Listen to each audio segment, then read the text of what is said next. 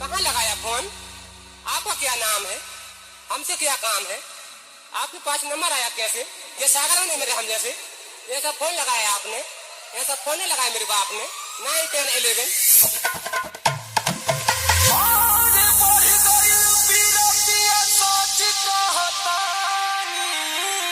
राजा हो बढ़ गइल पीरा पिया सच कहतानी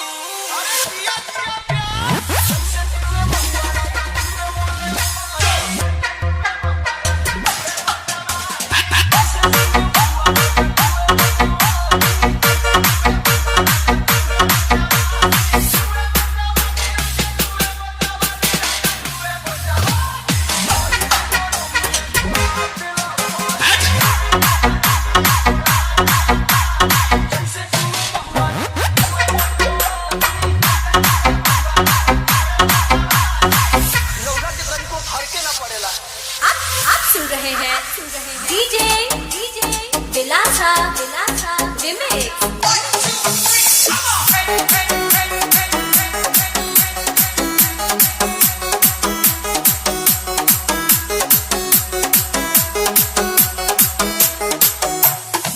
चैती बयरिया मचौले बतबाही लस लस देह करे आवेला जम्हानी चैती बयरिया मचौले बतबाही लस लस देह करे आवेला जम्हानी कैसे बताई कैसे जाके तू राजा हो बखानी और कैसे जाके तू राजा हो बखानी पियो जैसे तू महुआ राजा तू